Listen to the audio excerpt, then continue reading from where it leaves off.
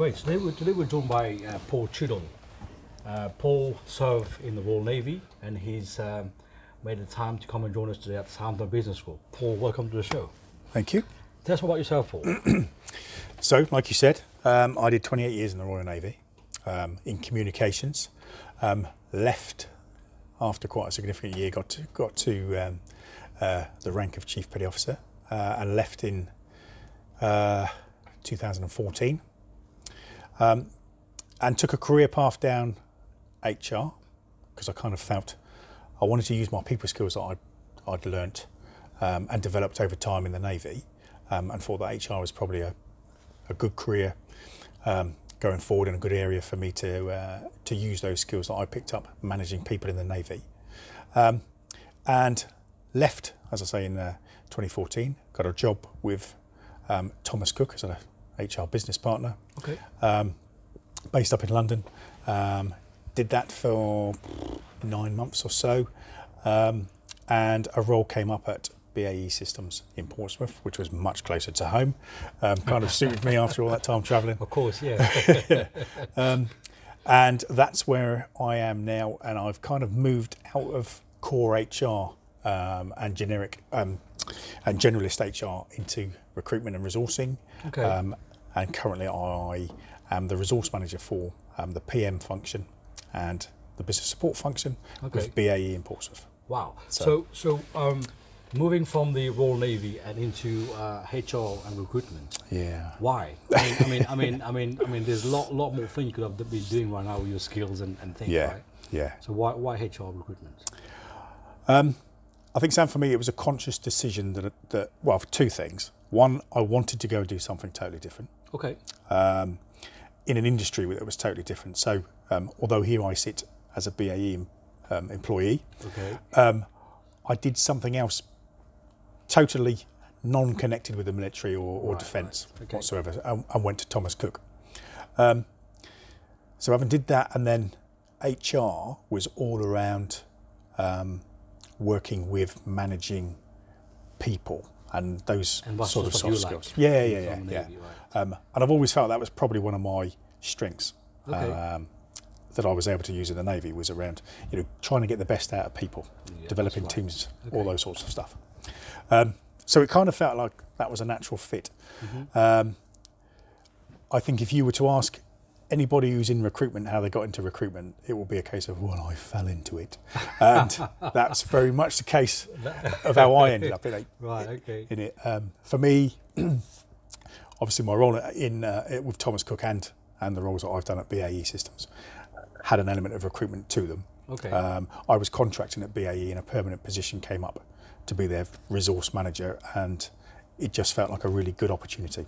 Wow. So tell me more about your transition from the military. So 2014, you go leaving the military after 28 years. Yeah. Wow, that's a long time. Apparently you get less for murder, I don't know. Yeah, and I suppose, to be honest, I was probably ready to leave.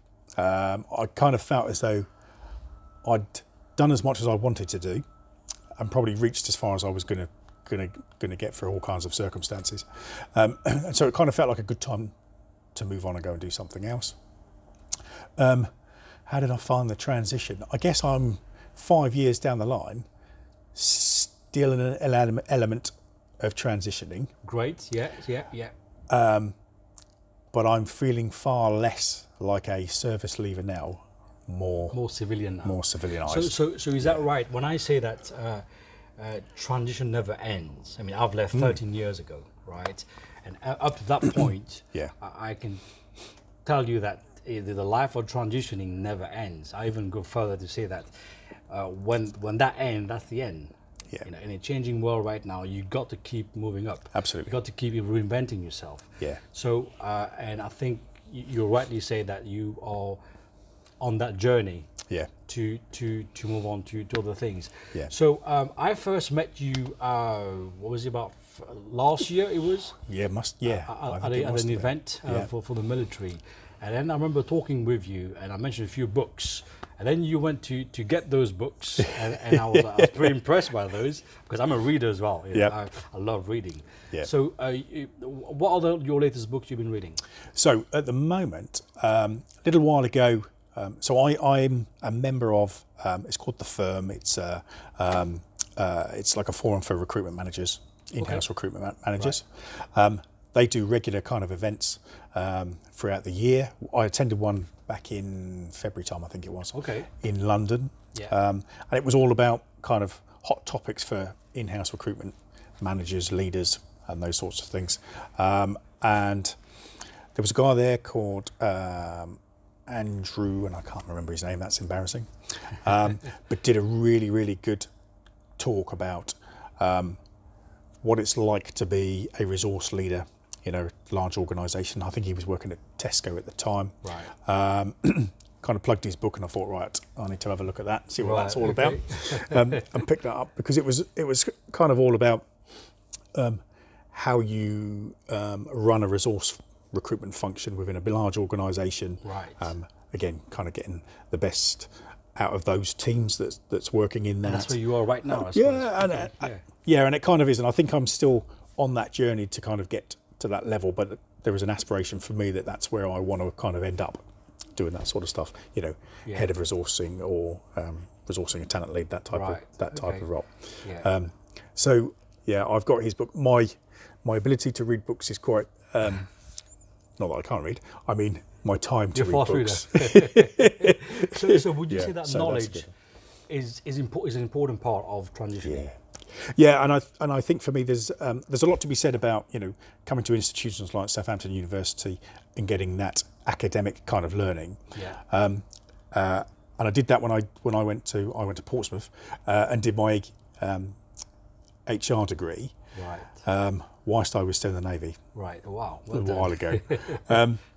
But for me, it's also the type of books I tend to go for are the ones that kind of have people's experiences in. Right. Okay. Because I think you can learn a lot more from somebody that's done it already. Been for a journey. Yeah. Even the mistakes. Absolutely. I love the mistakes. Yeah.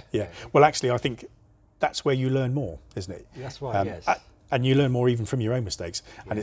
And if you've been one of those lucky people that have got it right every time, I'm not sure they really exist, but if you are, I don't think so. But I think you get far more value from having failed at something. Yes. Go back and reflect on what you've done, why it failed, all those sorts of things, because then you can take that forward as a learning, and that's something I'm not going to do again, or it's so your latest book was about HR. Yeah. And I believe you read Leaders as well. Mm. So you read this book? I have read that book. And what did you take from the work itself? So that was quite interesting because, as you've just alluded to, it's that you're always in transition. Mm-hmm. That, in fact, I think in a way, it's reinforcing those kind of subtleties that I always kind of think about, is the fact that we talk about change and that kind of stuff, but actually change in this day and age is steady state, I think. Yeah, that's right. The world is constantly changing, technology is constantly changing, work is constantly changing. So transitioning is not just that period of leaving the military into a new role. Yeah. It's constant.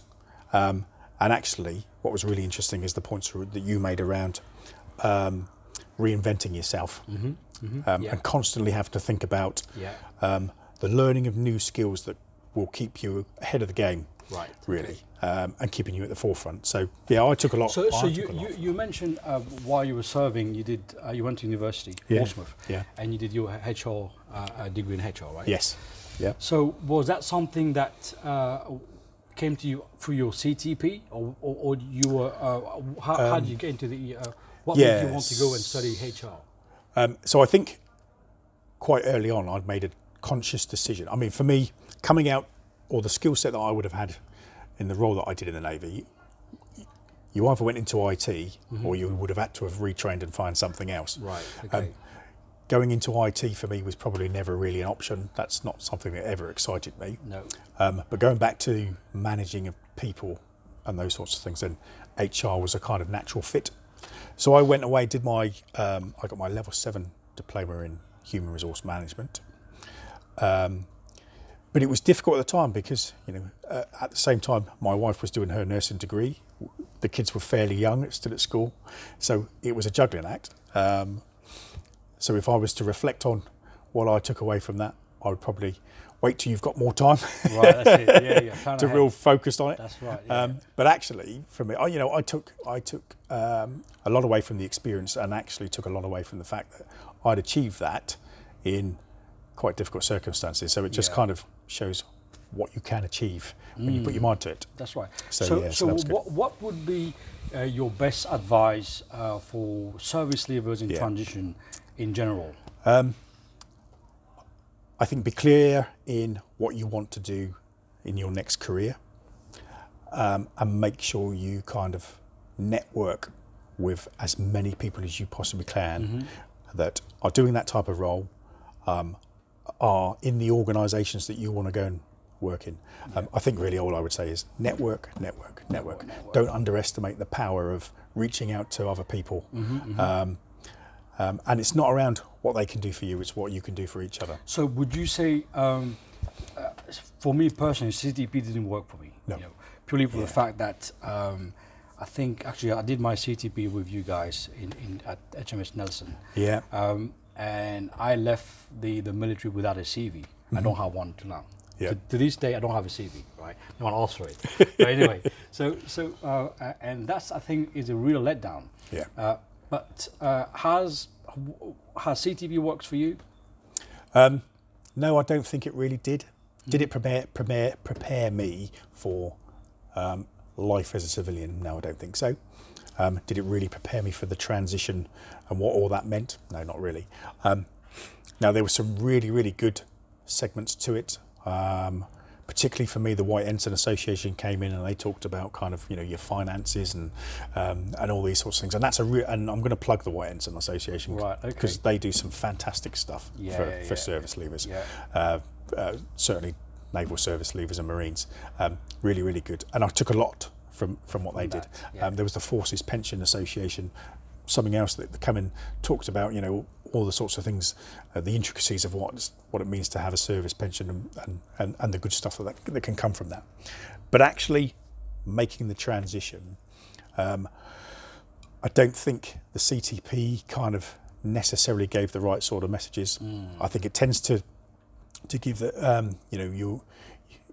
it's almost as though you can step into a CEO type role from some of the stuff that you hear from the CTP. And actually, let's be real, that's not the case. So knowing what we know now in the civil street, the world is changing. We know how disrupted it is to the market itself is changing every day. Even the workforce, you look at the 5 generation we have in the workforce. Just the other day, ONS published a figure of there's about 2.2 million over 50s that are actually self-employed due to the fact that they cannot get a full-time job.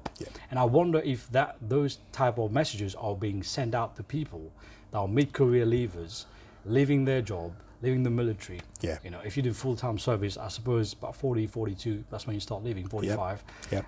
And that's the time when you need to really move on to the next level. And most people decide that they have a pension, that's fine, but then they just go and get a part-time role, left, right, and that's wrong. Isn't it? So the best advice for you, coming from you, now that you are in that seat, that hot seat as a recruiter in HR, is to network extensively. Is to do your research as well, I suppose. Yeah, absolutely. Certainly research the types of role that you're looking for. Make sure you can articulate in your CV the skills in such a way that a civilian recruiter will be able to, notice that actually here's somebody who's got all the skills that I'm looking for. And whilst I wouldn't say remove everything that associates your military career, because there are an awful lot of organisations that are looking for ex-service people because they know they've got the work ethic. That's right. They know they've got the tenacity. They know they've got the kind of drive to get on, and they are results focused. But within your CV, you need to kind of demilitarise it in some ways and turn it into and word it in such a way that a civilian will be able to understand what you can do and what you can't do in some respects. But I would also say is in your CV, really focus on how you can impact an organisation, how you're going to add value. I've seen a lot of service leavers CVs that are very much almost like they copy and pasted the job description of the role they're currently in, and it's sat there. Yeah.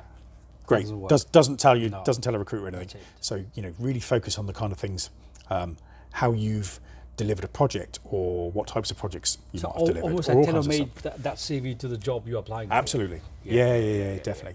So one thing I advise people as well is to get in the corridor. If you want to work in one industry, get into that industry first. Yes. Get in as whatever a role you can be. Get inside and then learn the industry. Yes. From then you can start planning your next career, because I believe that when you leave the military, your next job is never your next career. No. You agree on that? I suppose I am living proof. Great, Paul. In some respects. Wonderful. Thanks for coming all the way from Portsmouth to meet me here today. Pleasure. And nice having you. Thanks, Sam. Thank you. Good to see you. Good. That's good. We can. That was good. That was about 30 minutes. Yes, we can close it now.